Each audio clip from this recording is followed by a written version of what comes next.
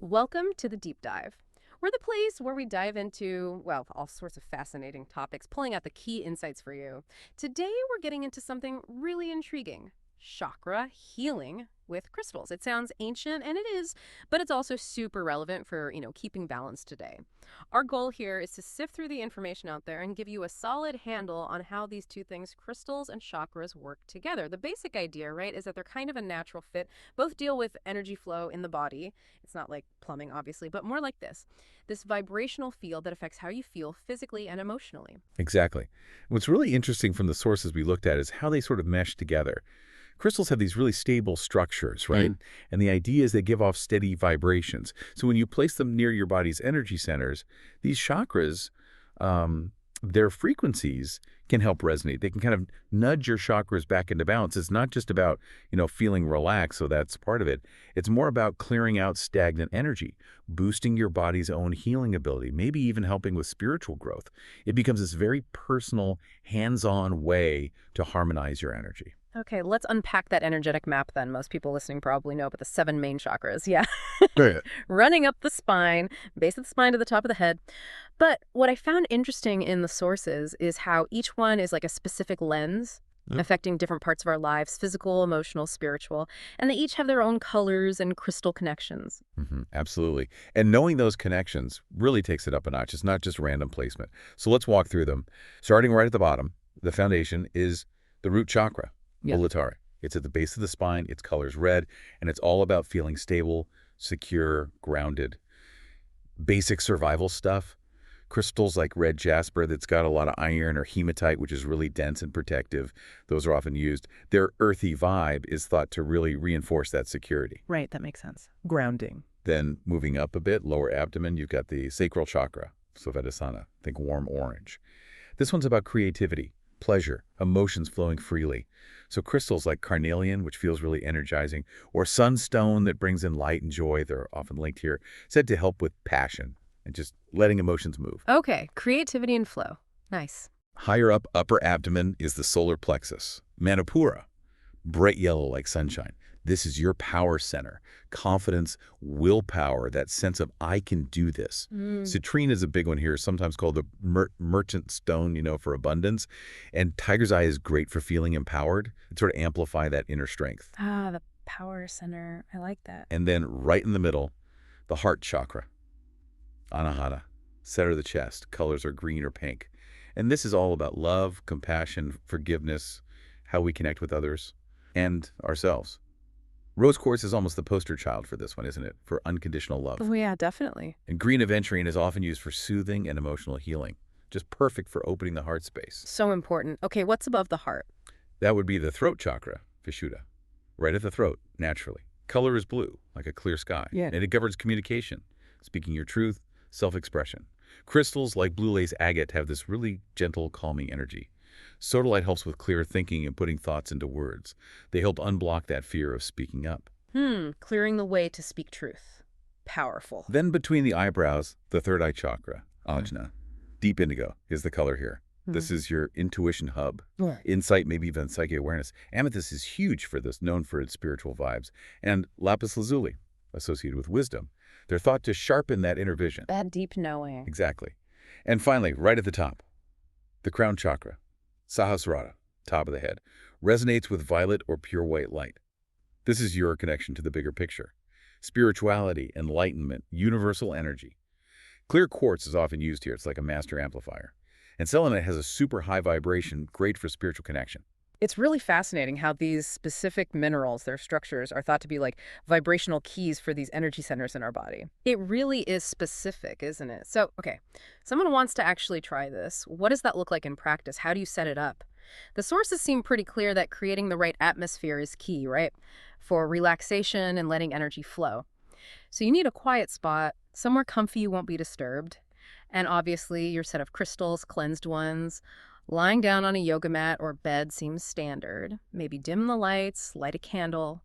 And some people like incense or essential oils, maybe some calming music too.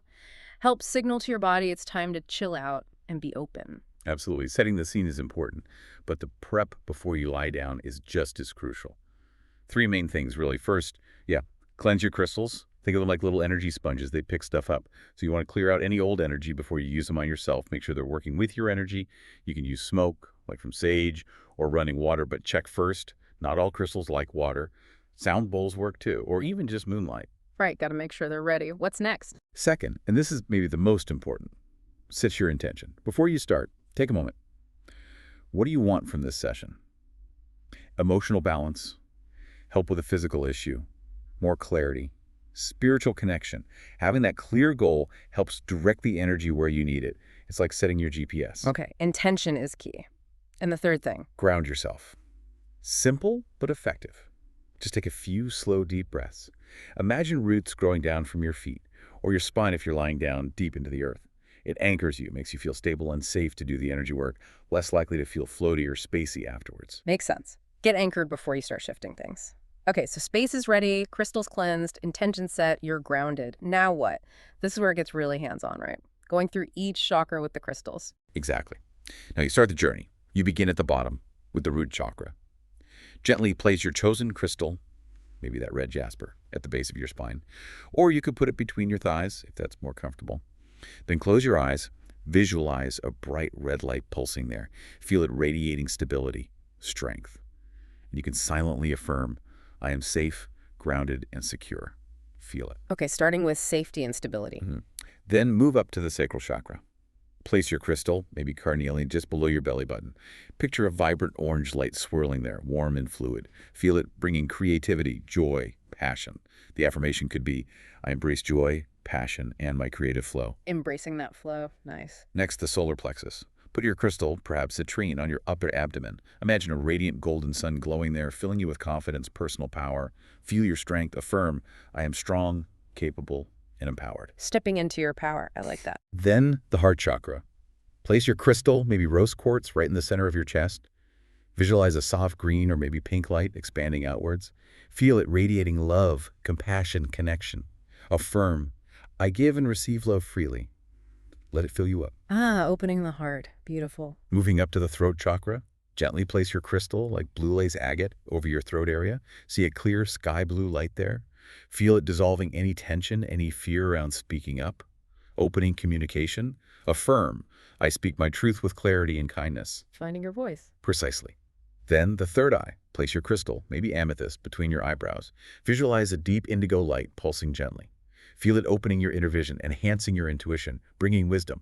Affirm, I trust my intuition and inner knowing. Trusting that inner guide. Yes. And finally, the crown chakra. Place your crystal, like clear quartz, just above the top of your head or resting gently on it.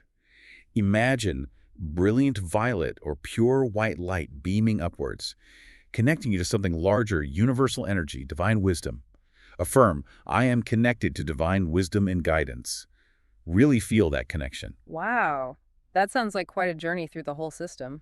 So once you've done all 7, what happens then? Just jump up? No, definitely don't just jump up. It's really important to take a few minutes afterwards. Just lie there quietly. Let everything settle. Let the energy integrate, like letting ripples smooth out on water. Just rest and absorb. Okay, rest and integrate. Good tip. And then drink some water. Hydration really helps your body process any energetic shifts. Think of it as flushing the system gently. And oh yeah, don't forget to cleanse your crystals again afterwards before you put them away. Keep them clear for next time. Right. Cleanse before and after. Got it. Now, thinking about doing this regularly, there are a couple of things our sources highlighted for getting the most out of it. One is trusting your intuition.